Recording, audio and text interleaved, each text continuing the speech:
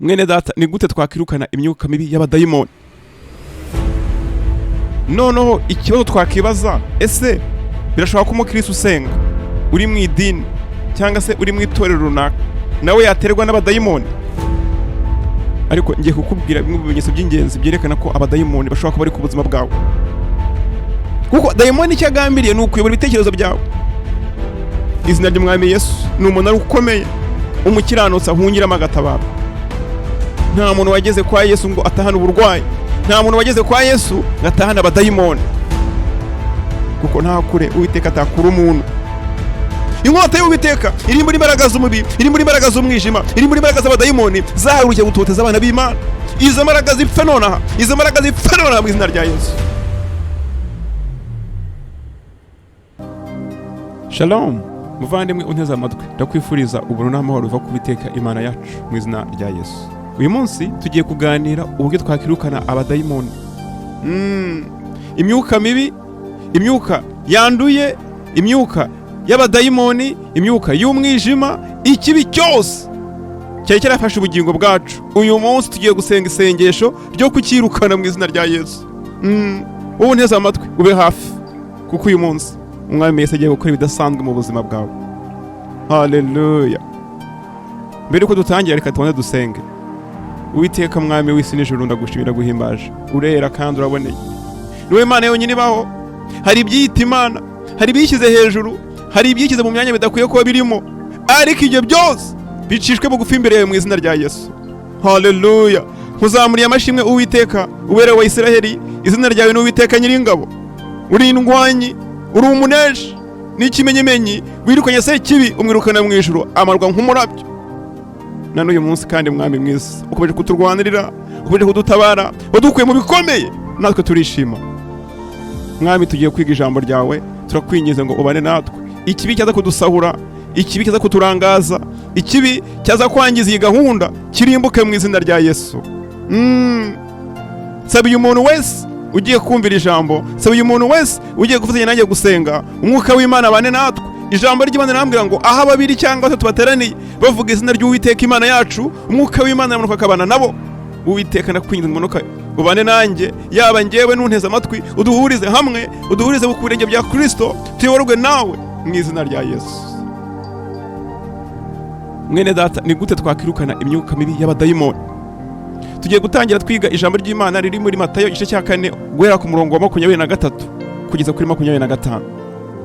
Aragenda, uwo ni Yesu. Aragenda iruhande rw'inyanja y'i Galileya, abona abavandimwe babiri, Simoni witwaga Petero na Andreya mwene se, barobeshaga urushundura mu nyanja kuko bari abarobyi. Arababwira ati, nimunkurikire nzabagira abarobyi b'abantu. Uwo mwanya basiga inshundura baramukurikira. Yicumye imbere abona abandi bavandimwe babiri, umwe ni Yakobo mwene Zebedayo na Yohana mwene se, bari mu bwato hamwe na se Zebedayo bapfundikanya inshundura zabo. Arabahamagara, uwo mwanya basiga ubwato na se baramukurikira. Ku murongo wa 23, Yesu agendera abigarira hose, abigishiriza mu masinagogi yabo, ababwira ubutumwa bwiza bw'ubwami, akizira indwara zose n'ubumuga bw'abantu. Inkuru ye yamamara Isiriya yose. Bamuzanira abarwayi bose n'indembe barwaye indwara zitari zimwe, n'abatewe n'abadayimoni, n'abarwayi ibicuri n'ibirema, arabakiza. Abantu benshi baramukurikira bavuye i Galilaya, ni Dekapoli, ni Yerusalemu, ni Yudaya no hakurya ya Yorodani. Mwene data, Mwami Yesu yakoze umurimo udasanzwe hano mu isi. Kandi umurimo w'Umwami Yesu ntabwo wari umurimo usanzwe, wari umurimo wo gutoza. Niyo mpamvu uzumva Umwami Yesu bamwita Rabi, Rabai. Umwami Yesu icyari cyaramuzanye ni ugutoza ingabo zidasanzwe, ingabo z'Uwiteka, kuko Umwami Yesu niwe mugabo w'ikirenga w'ingabo z'Uwiteka. Haleluya. Icyari cyamuzanye rero ni ugutabara abantu. Muvandimwe, niba wumvishe iri jambo nsomye, nuvuga ngo ubutumwa bwa Yesu bwari bugizwe n'ibice nka 5 by'ingenzi. Igice cya mbere cyari ukwigisha abantu ijambo ry'Imana. Igice cya kabiri cyari ukubwiriza abantu ubutumwa bwiza. Igice cya gatatu cyari ugukiza indwara n'ubumuga bwose. Igice cya kane kwari ukwirukana abadayimoni, ndetse n'ikindi gice cya gatanu kugaburira abashonje, imfubyi, abapfakazi n'abababaye. nta muntu wageze kwa Yesu ngo atahane inzara, nta muntu wageze kwa Yesu ngo atahane uburwayi, nta muntu wageze kwa Yesu ngo atahane abadayimoni. Ngubwo ubutumwa bwari bugize umurimo w'umwami wacu Yesu Kristo.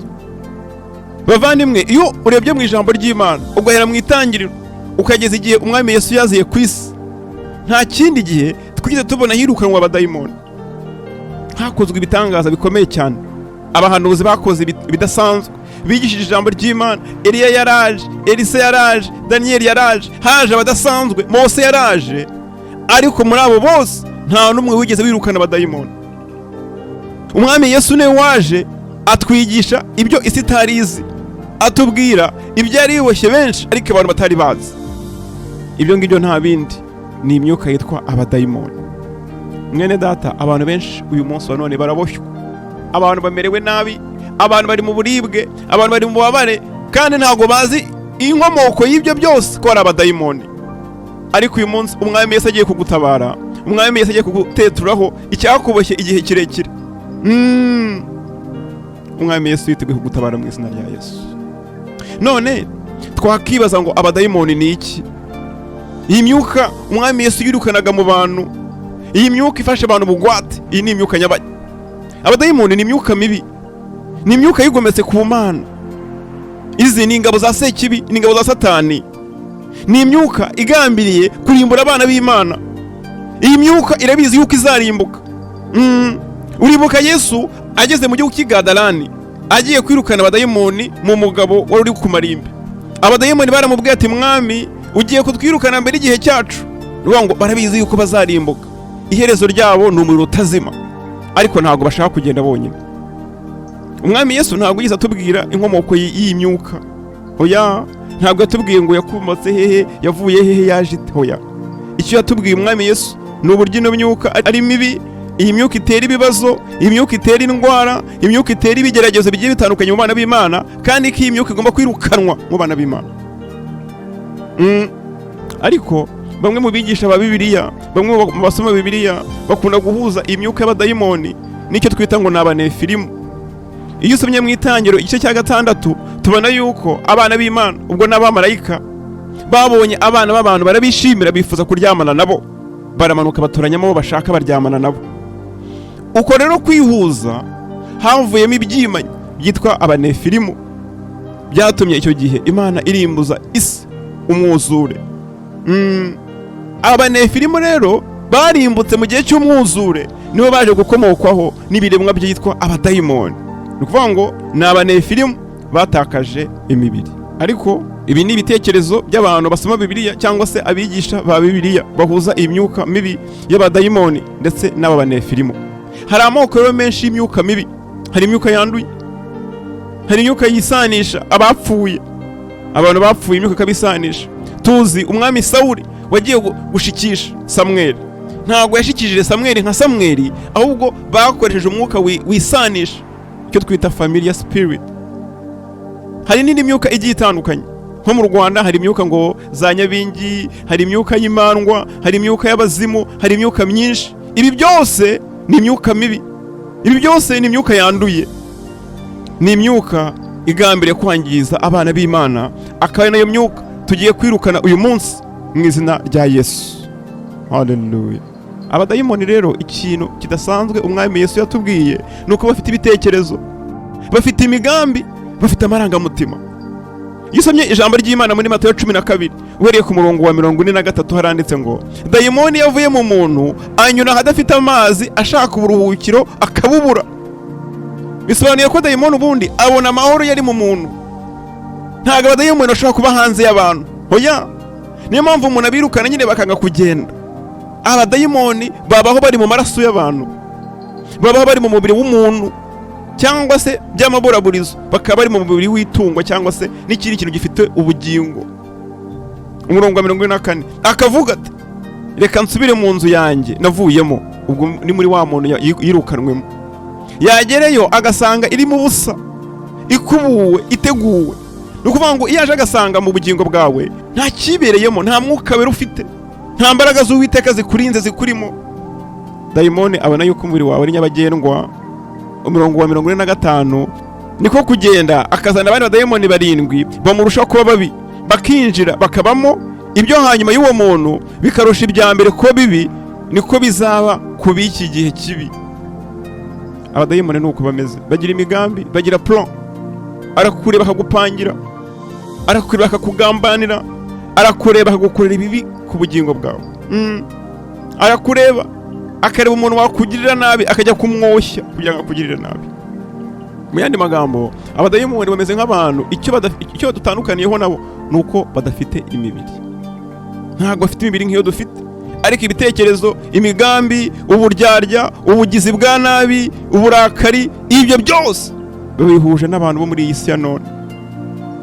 Noneho ikibazo twakibaza, ese birashoboka ko umukristo usenga, uri mu idini cyangwa se uri mu itorero runaka, nawe yaterwa n'abadayimoni? Iki ni ikibazo abantu benshi bakunda kwibaza. Kuvuga utaha kuko nsenga, kuko nge ndi umurokore, ngewe ndi umudive, ngewe ndi umuyehova, ngewe ndi umusilamu, nta abadayimoni bahurira nanjye. Ubundi umuntu wakiriye Kristo nk'umwami n'umukiza aba ari icyaremwe gishya, umwuka w'Imana batuye muri we. Bivuze ngo rero ntago imbaraga z'umubi zamufata bugwate, ariko imbaraga z'umwijima zamutera ibitero.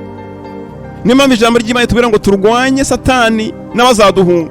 None tuzamurwanya ntaho mwahurira.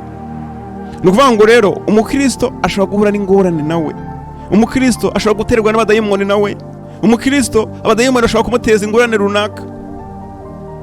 Ariko aho umukristo atandukaniye n'utari umukristo, nuko abadayimoni batamufata bugwate ngo bamuyobore ibitekerezo bye. Kuko dayimoni icyo agambiriye ni ukuyobora ibitekerezo byawe, ukabaho utakitekerereza, ukabaho utakiyobora, ukabaho utagikora bijyanye n'imitekerereze yawe ya nyayo, ahubwo ukaba ufite ikindi kikuyobora muri wowe. Niyo mpamvu abantu baribaza ngo nukubera ikibi bigwira mu isi, nukubera iki hari abantu b'abagome banze guhinduka, nukubera iki abarozi badahinduka, nukubera iki abicanyi badahinduka, nukubera iki abatwaza abantu igitugu badahinduka. Ukabareba ako ntibahinduka, ni babandi. Impamvu ntabwo ari bo, nuko bamaze gufatwa bugwate. Mwene data ndagusabira kugira ngo ntihagire icyo gufata bugwate, kandi nawe wafashwe bugwate ndagusabira uyu munsi wa none ngo icyagufashe bugwate kikure kure mu izina rya Yesu. Abadayimoni bafata umuntu bugwate. Ruvuga ngo rero hari ibintu bibiri, hari uko abadayimoni bagutoteza, bakakubabaza, bakaguteza indwara, bakaguteza ubukene, bakaguteza ibigeragezo, bakaguteza ibyago, ariko ugifite umutima wawe nama, ukitekerereza, batarashimuta umwuka wawe. Umwuka, kuko umuntu agizwe n'ibintu bitatu, agizwe n'umubiri, agizwe n'ubugingo, akagirwa n'umwuka. Umwuka wawe rero ni cya gice Uwiteka yaremye, naho ubugingo ni igice gihuza umwuka wawe n'umubiri. Kuko ijambo ry'Imana riratubwira ngo Imana yaremye umuntu ngo nuko umuntu ahinduka ubugingo buzima, noneho hakaza n'umubiri. Umubiri rero ni cya gice kikwemera kuba muri iyi si y'ibigaragara. Abadayimoni bashobora kuba mu mubiri wawe, bakaguteza indwara, bakaguteza ububabare, bakaguteza ibigeragezo, bakaguteza ibyago. Abadayimoni bashobora kuba mu bugingo bwawe, amarangamutima yawe, bakaguteza uburakari, bakaguteza umujinya, bakaguteza ishyari, bakaguteza umunabi, bakaguteza ubusharire, bakaguteza kubeshya, bakaguteza kurimanganya. Ariko abadayimoni iyo wakiriye Kristo nk'umwami n'umukiza wawe, ntabwo bashobora kwataka umwuka wawe. Igice cy'umwuka ni igice cy'umwimerere cy'ingenzi. Iyo rero dayimoni yamaze gufata icyo gice, mwene data, biba bigoye. Satani aba yagufashe bugwate, Satani aba yagucakiye. Ariko uyu munsi ndagusabira kugira ngo cya kindi cyifuza kugucakira, cya kindi cyifuza kugufata bugwate, gikwira imishwaro mu izina ry'Umwami Yesu Kristo. Umuntu rero utizera Yesu, umuntu wanze kwakira Kristo nk'umwami n'umukiza we, ari mu manegeka. Kuko dayimoni birashoboka ko yaramufata bugwate, birashoboka ko yamuyoboza igitugu, birashoboka yuko atari ukiyobora uyu munsi wa none. Babasambanyi mureba, babicanyi mureba, babanyerugomo mureba, babapfumu mureba, abapfumu, babarozi mureba, abenshi muri bo Satani yamaze kubafata bugwate, abafite mu biganza. Ntabwo aribo bakiyobora, ahubwo arabayobora. Ariko uyu munsi wa none Uwiteka akugirire neza mu izina rya Yesu, kuko nta kure Uwiteka atakura umuntu. None se niba ibimenyetso byerekana ko abadayimoni bari ku buzima bw'umuntu? Ibimenyetso ni byinshi, ariko ngiye kukubwira bimwe mu bimenyetso by'ingenzi byerekana ko abadayimoni bashobora kuba bari ku buzima bwawe. noneho nawe utangire usenge, utangire umenye icyo uhanganye nacyo. Indwara zanze gukira, baraguha imiti y'indwara runaka, ariko aho kugira ngo indwara ikire ahubwo ikarushaho kwiyongera. Cyane cyane indwara zihererekanywa mu miryango. Ntabwo bisobanuye ko indwara zo ziterwa n'abadayimoni, hoya. Hari indwara zishobora gukurwa n'uburwayi busanzwe, ariko niba indwara ubona yaranze gukira, ukabona indwara ikomeza kukwizirikaho, indwara ukabona ikomeje kukubaha akarande, mwene data, birashoboka yuko imbaraga z'umubi zaba zibyihishe inyuma. Ubwoba budasanzwe, umuntu ukabura umunyabwoba, ugatinya naho bidakwiye kuba ari ngombwa. Ubundi hari ubwoko bubiri bw'ubwoba. Hari ubwoba bwiza bwo gutinya gukora ikibi, ariko hari n'ubwoba bwo gutinya gukora icyiza. Ijambo ry'Imana riratubwira ngo ntabwo twaremanywe umwuka udushyira mu bubata bw'ubwoba. Iyo rero wabaye imbata y'ubwoba, icyo ni ikimenyetso cy'uko abadayimoni bari ku buzima bwawe. Ubwoba n'umwuka mubi w'abadayimoni. Umuntu abadayimoni bariho yumva hari ikintu kimutsikamiye, kumva uraremerewe. Wowe uremerewe, ngwino usanga Yesu arakuruhura. Ni ukuvuga ngo hari ibintu biremerera abantu ukagira ngo urikoreye kandi utikoreye. Kumva uraremerewe, ukumva uratsikamiwe. Wowe uneza amatwi uri kubyumva, ariko uyu munsi ndagusubira kugira ngo cya kintu kikuremereye, kimwe kigutsikamira, kiveho mu izina rya Yesu. Ukumva ikintu kiragutsikamiye, ukumva wikoreye ikizigo runaka utazi. Mukristo ageze ku musaraba, ikintu cya mbere Uwiteka yamutuye ni ikizigo cyari kimuri ku bitugu. Uyu munsi rero icyo kizigo kikuremereye, icyo kizigo kigutsikamiye, Uwiteka kigukureho mu izina rya Yesu. Ikindi kimenyetso ni ukurota inzozi mbi, ukarota abantu baza kukuniga, abantu baza kukwica, abantu baza kuguta mu cyobo, abantu baza kuguta muri za ruhurura,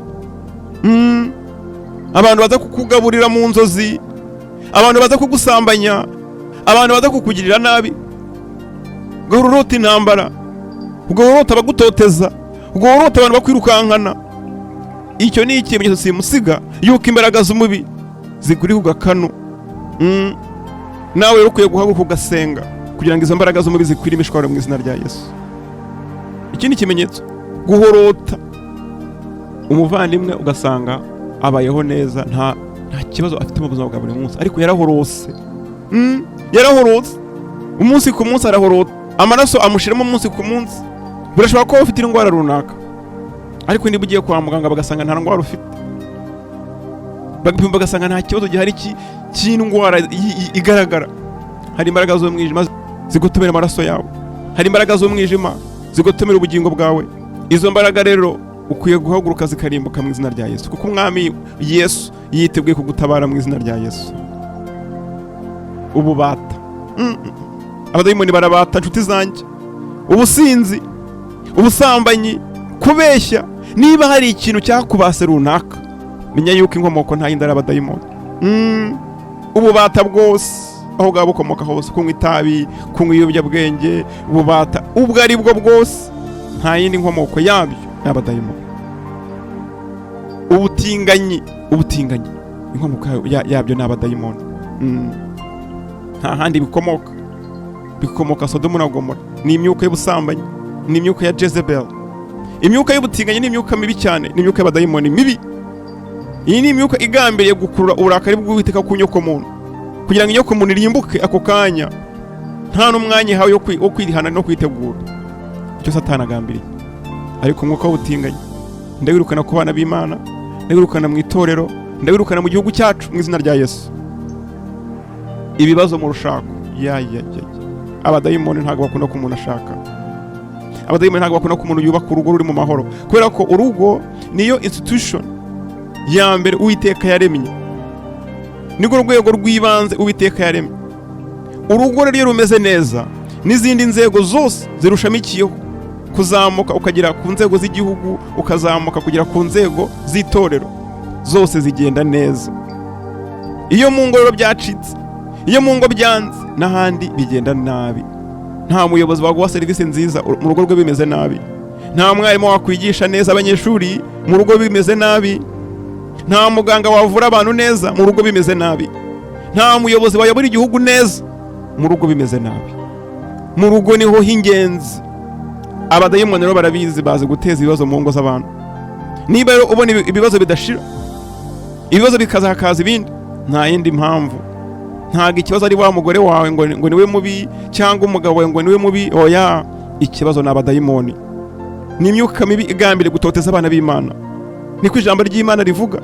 Ntabwo turwana nabi imibiri n'amaraso, oya, turwana n'imbaraga z'umwijima z'ahantu ho mu ijuru. Ibibazo by'abadamu, ubugumba, gukuramo inda, ibibazo by'imihango n'ibindi bishobora kuza ari uburwayi busanzwe, ariko niba ibibazo bikomeza kwisukaswa ku bugingo bwawe, umaze igihe ukuramo inda, abaganga ntibakubwira impamvu, ntibakubwira inkomoko yabyo, muvandimwe, ni abadayimoni, ni imyuka mibi.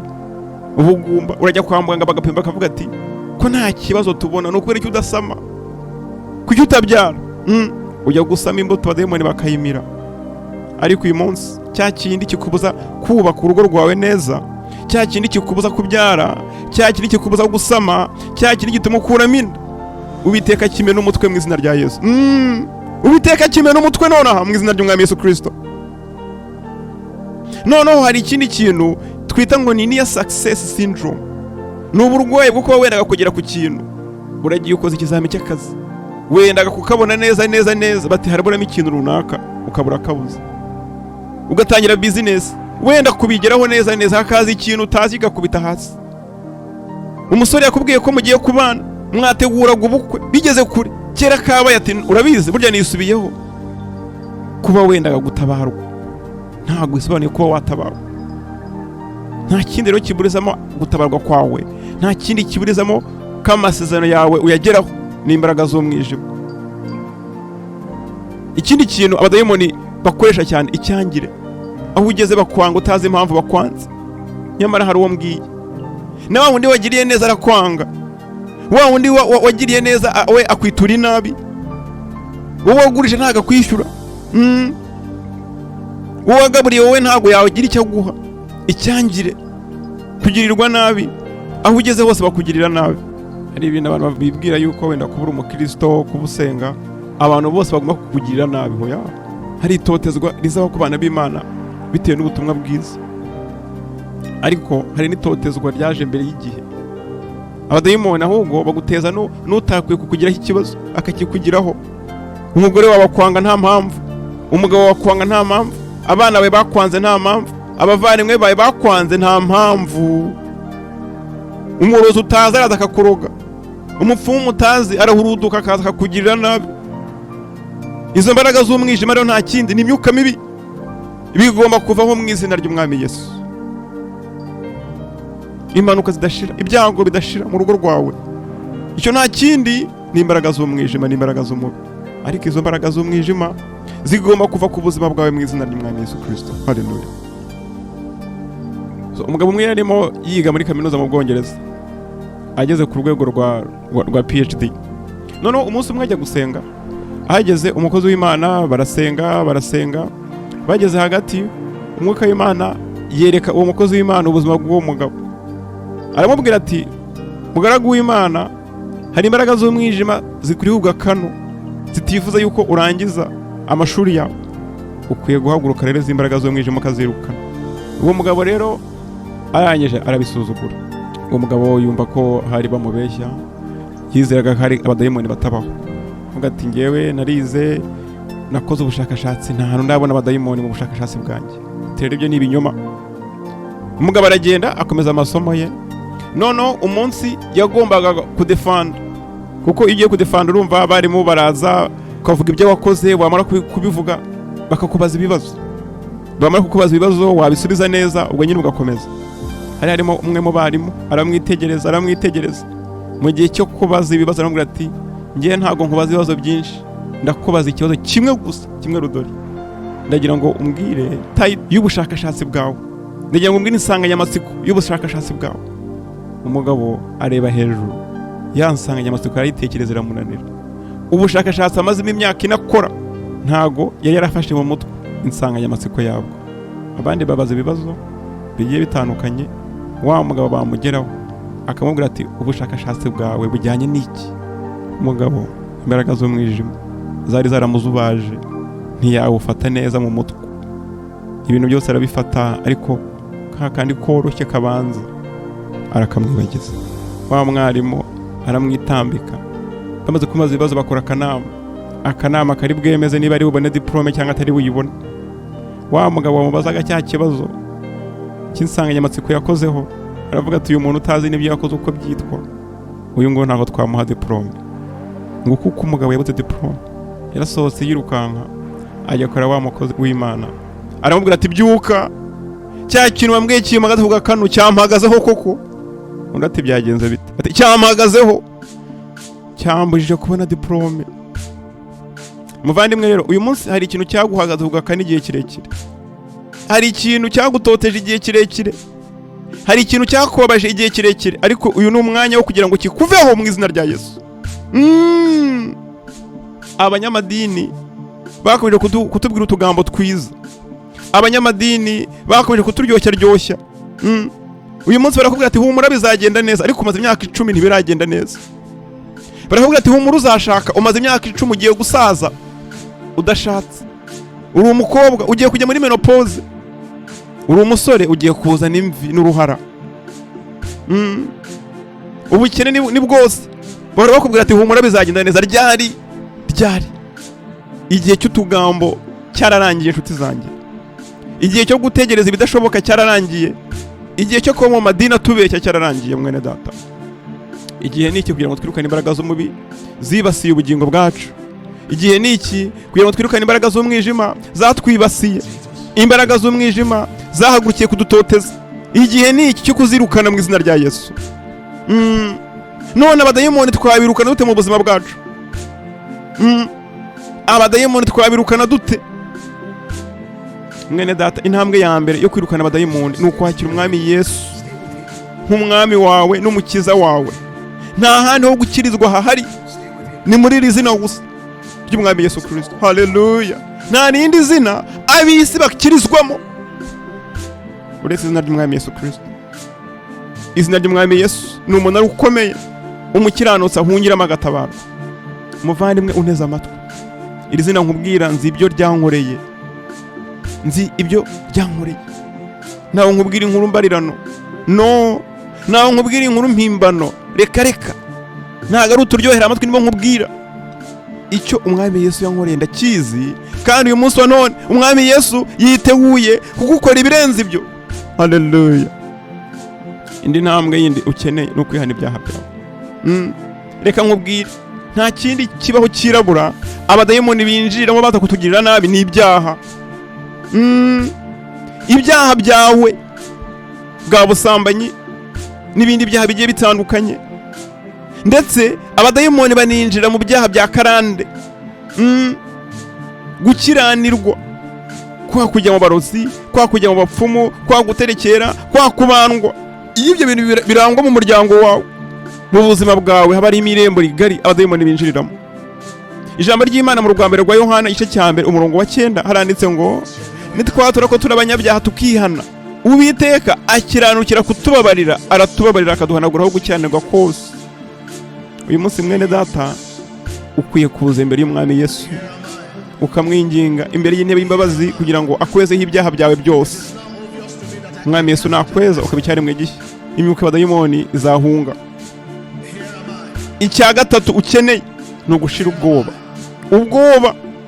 Ijambo ry'Imana rivuga ngo twari mu mwuka w'ubwoba, ahubwo twari mu urukundo, imbaraga ndetse n'umutima ushikamye. Umutima ushikamye ugomba gushirika ubwoba. Abadayimoni baratsinzwe, nubwo yaba Satani mwenyewe nta kintu yagukora uri muri Kristo Yesu. Iyo uri muri Yesu uba uri mu gihome gikomeye mu izina rya Yesu. Ugomba gushirika ubwoba rero, ntugomba gutinya abarozi. Reka nta kintu bagukoraho uri umwana w'Imana. Dayimoni yabonye kuri umunyabwoba agufata bugwata. Buri imbwa niko zikora, iyo imbwa ikubonye ikabona urimo uratitira, imbwa irakuruma. Abadayimoni nabo ni nk'imbwa. Ugomba gushira ubwoba mu izina rya Yesu. Ugomba gushira ubwoba mu izina rya Yesu. Haleluya! Mwene data, uyu munsi wa none ndagira ngo urukane umwuka w'ubwoba ku buzima bwawe. Ndagira ngo wature uvuge uti, umwuka w'ubwoba ndakwirukanye mu buzima bwanjye mu izina rya Yesu. Umwuka w'ubwoba ndakwirukanye mu buzima bwanjye mu izina rya Yesu. Umwuka w'ubwoba ndagutegetse mu izina rya Yesu, va mu bugingo bwanjye. ntago narebanywe umwuka w'ubwoba, ntago narebanywe umwuka unshyira mu bubata bw'ubwoba. Niyo mpamvu dayimoni bwoba ndakwirukanye nonaha mu izina rya Yesu. Haleluya. Ikintu cya kane ukwiye gukora ni ukumenya yuko ufite ubutware muri Kristo Yesu. Ijambo ry'Imana muri Luka igice cya 10 umurongo wa 19 haranditse ngo dore bahaye ubutware bwo gukandagira inzoka na sikorupiyo ndetse n'imbaraga z'umwijima uko zaba zimeze kose. Mwene data, umwami Yesu yaduhaye ubutware. Wari ubizi?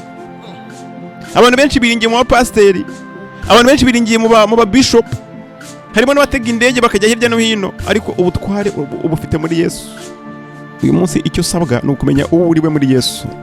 Ubu neza amatwi ndakumenyesha ko ubutambyi bwararangiye, nta barewi bagihari, nta muntu uzagutambira ibitambo gihari. Uyu munsi nawe ufite uburenganzira bwo kwigererayo. Uyu munsi Yesu agutegeye amaboko nawe wakigererayo. Ijambo ry'Imana muri Matayo 18:18, dore mbahaye ubutware, icyo muzahambira mu isi no mu ijuru kizagihambiriwe, nicyo muzahambura mu isi no mu ijuru kizagihambuwe. Uyu munsi rero wa none, nyuma yuko wihannye ibyaha byawe, nyuma yuko watuye Kristo nk'umwami n'umukiza wawe, ukwiye kugendera mu butware nk'umwana w'Imana, ukirukana ikibi. Abadayimoni nuko birukana nta kindi mu izina rya Yesu, nta kindi cyera kirabura. Bariya babirukana nta bundi bufindo bafite, nawe wabikora. Icyo bafite cyonyine ni ukwizera, ni ukwizera mu izina ry'umwami Yesu.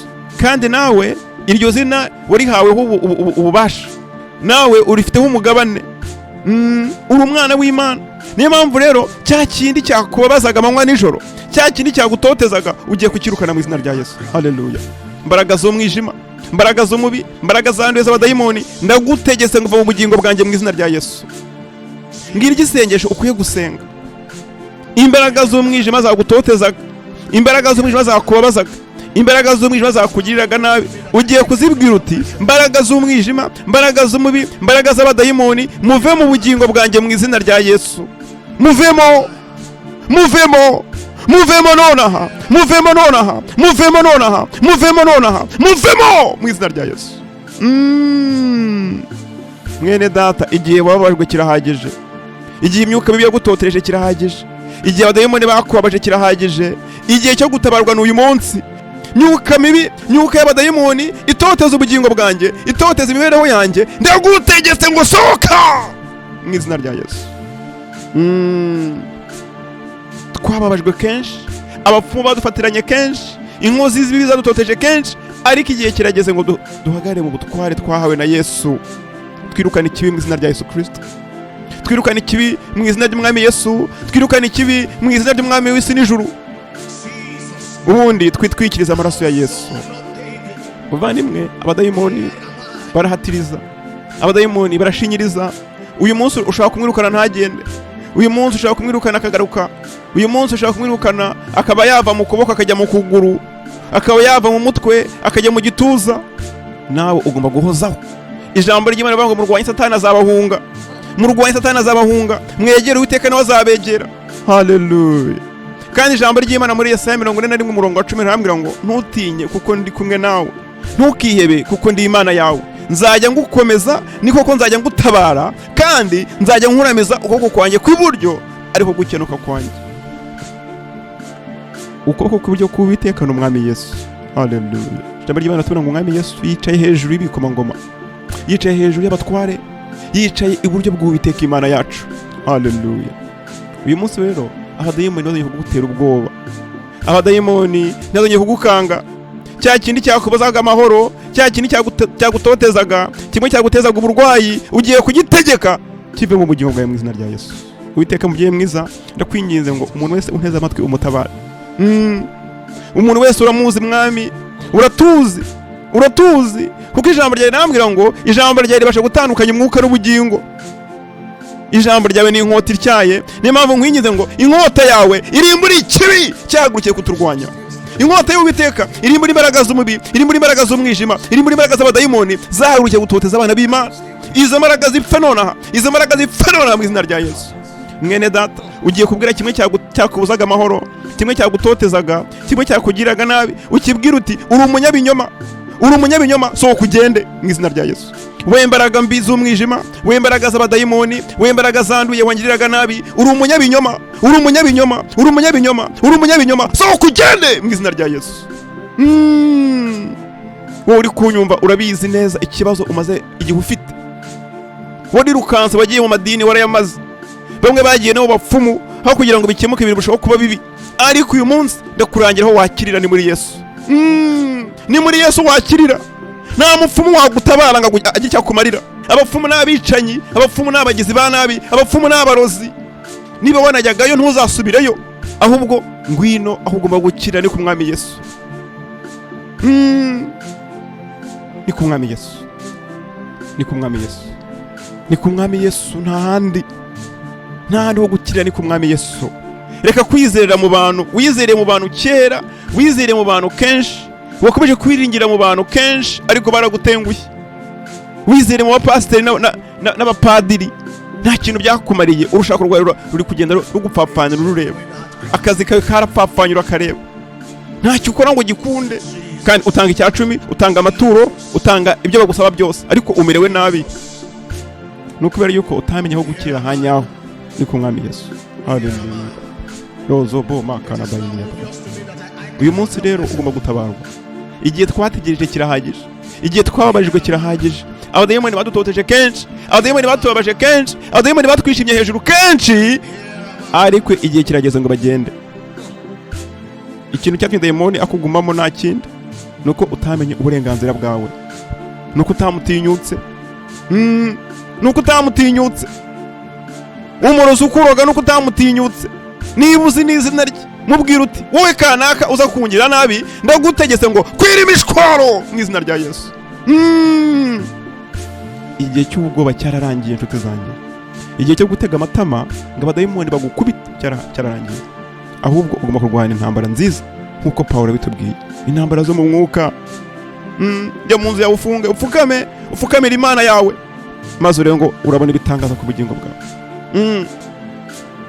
Bavandimwe rero, Uwiteka Imana yacu ni umubyeyi kandi yiteguye kudutabara, yiteguye kutugirira neza.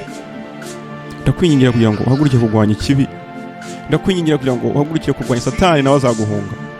Uyu munsi ijambo ry'Imana rivuga riti ntutinye kuko ndi kumwe nawe, ntukihebe kuko ndi Imana yawe. Nzajya ngukomeza, ni koko nzajya ngutabara, kandi nzajya nkuramiza ukuboko kw'iburyo ariko gukenuka kwanjye. Iri somo niribi byiringiro byawe, niri gutera akanyabugabo ko guhaguruka ukarwanya ikibi, nacyo kizaguhunga. Muvandimwe, Uwiteka kugirira neza, Uwiteka kube hafi, ni mu izina rya Yesu Kristo ngusabiye kandi nezerewe. Amen. Wari uneze amatwi rero, andika muri comment uti amen. Uwiteka kugirira neza mu izina rya Yesu. Shalom.